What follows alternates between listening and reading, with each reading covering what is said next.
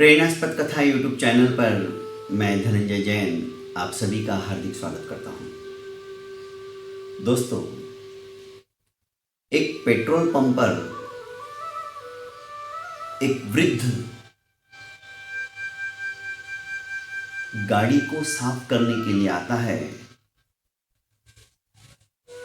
तो लड़का कहता है जिसकी गाड़ी को साफ कर रहा था कि बाबा रहने दो, मैं आज बड़ी जल्दी में हूं, मुझे जाना है। वृद्ध कहता है कि बेटा, आज सवेरे से मैंने कुछ खाया नहीं है, 10 मिनट लगेंगे, मैं फटाफट गाड़ी साफ कर देता हूं। उस लड़के ने कहा कि बाबा, अपने जेब से पर्स निकालकर उन्हें 50 का नोट देते हुए कि बाबा ये रख लो, मुझे जाने दो। उस वृद्ध ने कहा कि बेटा, मैं भीख नहीं लेता हूं, तुम्हें जल्दी है, तुम जा सकते हो। दूसरा कोई आएगा जिसे मेरी मेहनत पर तरस आकर जो कोई 10-20 रुपए दे देगा, मैं उसमें ही खुश हूं, पर मैं भीख नहीं लेता हूं। लड़के को बड़ा आश्चर्य हुआ। उसने कहा, बाबा मैं आपको भीख नहीं दे रहा हूं, आप वृद्ध हो, आपने सवेरे से कुछ खाया नहीं है, इसलिए मैं अपनी इच्छा से आपको कुछ दे रहा हूं ताकि आप कुछ खा लो। कि नहीं बेटा, मैं मेहनत से कमाया हुआ चाहे वो 10 रुपया ही क्यों ना हो, उसी से मैं खाता हूं, मैं ऐसे नहीं लेता।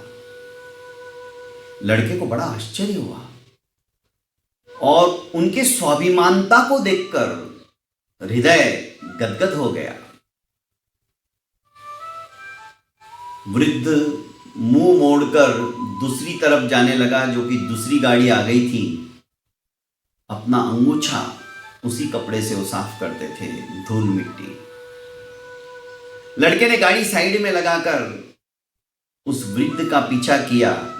कई लोग आते और निकल जाते, कोई उसे साफ नहीं करने देता। वृद्ध के नजदीक पहुंचने के बाद उस लड़के ने कहा कि बाबा, आप काम यही करते हो या और भी कुछ है? आप कहां रहते हो, कहां से हो? वृद्ध ने कहा कि बेटा, जानकर क्या करोगे? कि नहीं, मैं जानना चाहता हूं। उसने कहा, मैं यहीं रहता हूं। यही मतलब आपका कहीं घर तो होगा ना? नहीं बेटा, मैं इसी पेट्रोल पंप पर थोड़ा बहुत जो कुछ मिलता है दोनों समय खा लेता हूं और एक तरफ सो जाता हूं। मेरा घर यही है, मेरा ठिकाना यही है। लड़के को बड़ा आश्चर्य होता है। कहता है कि बाबा, ऐसे कैसे संभव है? आपका कुछ घर तो होगा, आपके बच्चे होंगे, परिवार होगा। होगा नहीं, था। मेरे 2 बेटे हैं, एक विदेश में है और एक इसी शहर में है। दोनों को मैंने बहुत मेहनत करके पढ़ाया लिखाया, इस योग्य बनाया। मैंने बहुत कमाया, मैंने सब कुछ अपने बच्चों के भविष्य के लिए न्योछावर कर दिया। एक पाई भी मैंने अपने पास नहीं रखी, क्योंकि प्रत्येक पिता का एक कर्तव्य होता है कि वो अपने बच्चों की अच्छी तरह से परवरिश करे। और मेरी हालत इतनी नहीं थी कि मैं उनकी इतनी अच्छी परवरिश करूं, फिर भी मैंने दिन रात एक करके एक को इंजीनियर बनाया और दूसरे को डॉक्टर बनाया।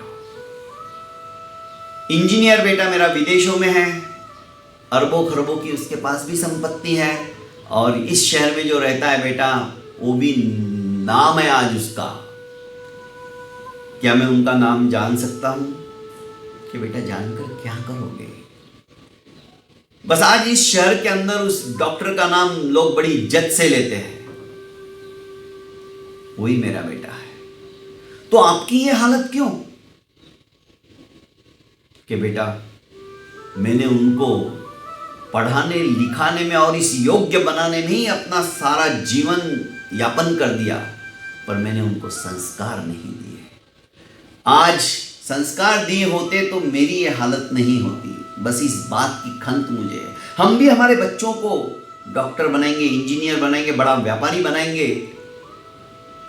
गोदी में आते ही बेटा तू बहुत बड़ा ऑफिसर बनेगा, बेटा तू बहुत बड़ा नाम कमाएगा, श्रेष्ठी बनेगा, धनवान बनेगा। पर हम कभी ये नहीं बोलते कि बेटा तू पुण्यवान बनेगा। हम उसे कभी अच्छे संस्कार नहीं देते, हम कभी उसे मंदिर में नहीं लेके जाते, हम कभी उन्हें अच्छी अच्छी कहानियां नहीं सुनाते जो कि हृदय के अंदर परिवर्तन आओ, दया की भावना हो, करुणा की भावना हो, किसी को भला करने की भावना हो, किसी गरीब के दुख को हरने की भावना हो। ऐसी भावनाओं से प्रेरित छोटी छोटी कहानियां सुनाकर उनके अंदर संस्कारों के बीज नहीं बोते हैं। फलस्वरूप जब हमारी उम्र हो जाती है और जब उनकी जरूरत हमको होती है, तब हम ऊपर वाले की तरफ देखते हैं। पर उन बेटों ने क्या किया? उन्होंने वही किया जो हम चाहते थे। पर हमारी अपेक्षा अंतिम समय में जो रहती कि बेटा मेरी सेवा करे, बहू मेरी सेवा करे, अध्यात्म साधना के अंदर हमें प्रेरित करे, हमें रोज प्रतिदिन देव दर्शन के लिए ले जाए, वो सब धरी की धरी रह जाती, क्योंकि हमने वैसे संस्कार नहीं दिए। यदि हमारे संस्कार वैसे होते तो शायद हरेक के नसीब में ऐसी दुर्गति नहीं होती। मैं उन बच्चों को दोष नहीं देता, दोष अपने आप को भी हमको देना चाहिए। उन बुजुर्गों को भी मैं दोष देता हूं, क्योंकि उन्होंने संस्कार नहीं दिए। खैर दोस्तों, उस विषय में मैं कभी फिर से आपसे वार्तालाप करूंगा। इस लड़के ने कहा कि नामांकित डॉक्टर है, इंजीनियर है, फिर भी आपकी ये हालत, तो आप उनके ऊपर केस क्यों नहीं कर देते? क्योंकि आपने अपनी समस्त शक्ति उनके जीवन को उत्कर्ष करने के लिए लगा दी, उनके जीवन के निर्माण करने के लिए लगा दी। लाखों करोड़ों रुपए कमाने वाले क्या आपका 2 समय का पेट नहीं भर सकते? वृद्ध ने कहा कि बेटा केस करने से क्या फायदा? क्या मेरा सम्मान मुझे मिल जाएगा? क्या जो संस्कार मैं उस समय देना चाहता था वो संस्कार मैं अब दे पाऊंगा? वे अनमने मन से मुझे देंगे और मुझे वैसा नहीं चाहिए। अरे दुनिया में तरस खाकर देने वालों की कोई कमी नहीं है, पर मैं आत्मसम्मान नहीं खो सकता। आज भी तो मैं 2 जून रोटी कमा रहा हूं। तुम्हारे जैसे भले आदमी आते हैं, गाड़ी साफ करवा लेते हैं और 10 रुपया, 5 रुपया, 20 रुपया दे देते हैं। यही मेरी कमाई है। मेरा जीवन तो यापन हो रहा है ना, तो मैं क्यों किसी के आगे हाथ फैलाऊं? अब मेरा स्थान उनके लिए कुछ नहीं है। वे सब भूल गए, क्योंकि उसमें गलती मेरी है, उनकी नहीं। नतमस्तक हो गया। उसने कहा बाबा अभी इतना समय तो हो गया, एक काम करो, मेरी गाड़ी की धूल आप साफ कर दो। वृद्ध खुश हो गया, अपना अंगूछा निकाल कर गाड़ी साफ करने लगा। इसके मन के अंदर पता नहीं किस तरह के विचार आने लगे। एक इतनी सी बात सुनकर इसके जीवन के अंदर एक नया मोड़ आ गया।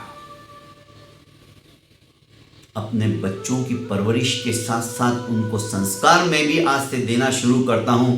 इसके दिमाग की खिड़कियां खुलने लगी। सोचते सोचते वृद्ध के पास आया और कहने लगा कि बाबा मेरा गाड़ियों का शोरूम है, क्या आप वहां रहना, वहां चलना पसंद करोगे? वृद्ध ने हंसते हुए कहा कि बेटा यहां पे गाड़ियों की क्या कमी है क्या? हर 2 मिनट में, 1 मिनट में 5 गाड़ियां आ जाती है। नहीं बाबा, वहां पर मैं आपको चौकीदार बनाकर नहीं ले जा रहा हूं। आपको वहां पर भी गाड़ियों की देखरेख और गाड़ियों की साफ सफाई का मेहनताना मिलेगा। पर यहाँ की जिंदगी आप अब आज से समाप्त कर दो। आपको मेरे शोरूम के अंदर ही एक क्वार्टर है, वहाँ पे भी मैं रहने की सुविधा करवाया देता हूँ।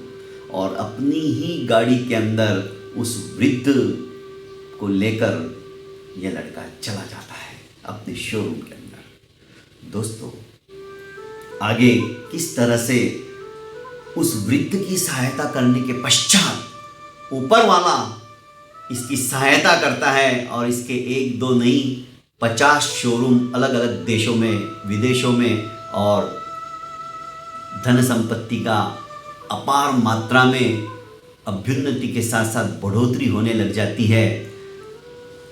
ये तो कोई कहने की बात नहीं, क्योंकि हम जैसा करते हैं, जैसा बोते हैं, वैसा ही फल हमें प्राप्त होता है। आप एक हाथ से दोगे ना, ऊपर वाला आपको 10 हाथ से देगा। कोई गाना है ना, तुम 1 पैसा दे दो वो 10 लाख देगा वाली बात है। देना सीखो। एक दाना भी यदि हम खेत के अंदर बोते हैं ना, लहलहाकर हजारों दाने पैदा होते हैं। मिटा दे अपनी हस्ती को अगर कुछ मर्तबा चाहे, कि दाना खाक में मिलकर गुले गुलजार होता है। दोस्तों, हमारी जिंदगी के अंदर भी हम देना सीखें, अच्छे संस्कार दो। हमारे पास जो कुछ है उसे लुटाओ, क्योंकि हम साथ में लेकर कुछ भी जाने वाले नहीं हैं। आपके पास अच्छी जबान है तो अच्छी अच्छी बातें बोलो। आपके पास जो कुछ है ना दोस्तों, उसे मुक्त हस्त से लुटाने की कोशिश करो। ज्ञान है तो ज्ञान दो, पैसा है तो दान दो। देने के लिए कुछ नहीं है, अच्छी जबान तो है, अच्छे वचनों को दो, अच्छे वचनों का दान दो। दोस्तों, इस तरह से हम करेंगे तो सचमुच में हमारा जीवन सफल हो जाएगा। बहुत बहुत धन्यवाद।